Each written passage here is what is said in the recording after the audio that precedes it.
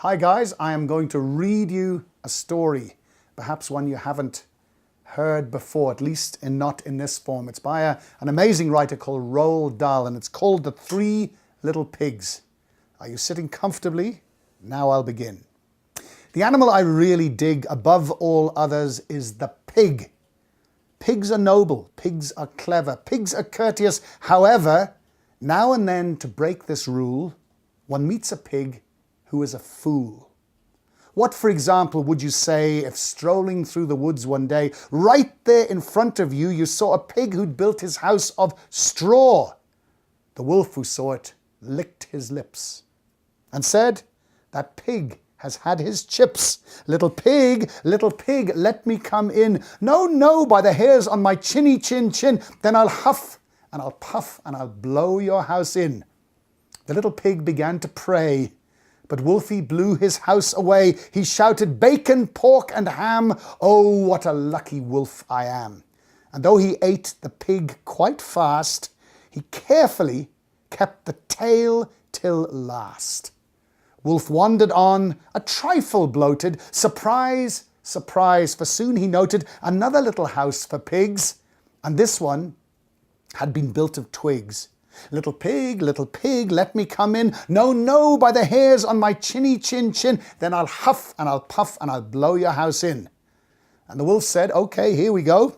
He then began to blow, and the little pig began to squeal. He cried, "Oh, wolf, you've had one meal. Why can't we talk and make a deal?"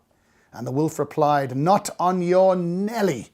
And soon that pig was in his belly. "Two juicy little pigs," wolf cried.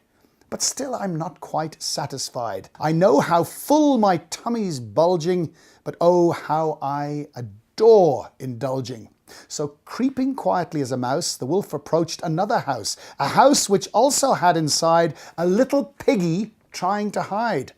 But this one, piggy number 3, was bright and brainy as could be. No straw for him, no twigs or sticks. This pig had built his house of bricks.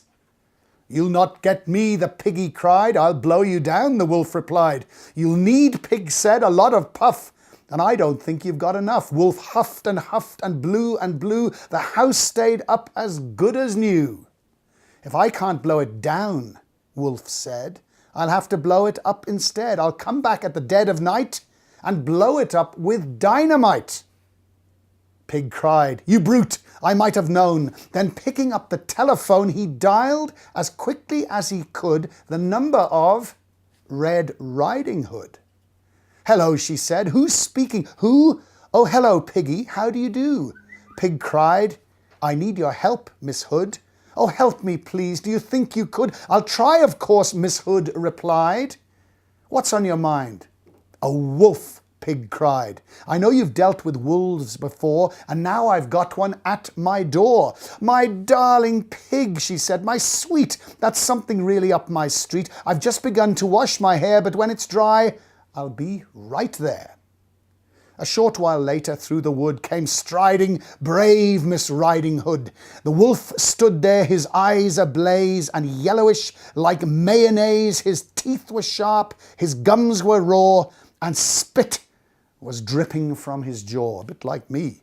Once more the maiden's eyelid flickers. She draws a pistol from her knickers. She draws the pistol from her knickers. Once more she hits the vital spot and kills him with a single shot. Pig, peeping through the window, stood and yelled, "Well done, Miss Riding Hood." Ah, Piglet, you must never trust young ladies from the upper crust. For now Miss Riding Hood, one notes, not only has 2 wolfskin coats, but when she goes from place to place, she has a pigskin traveling case. Bye-bye.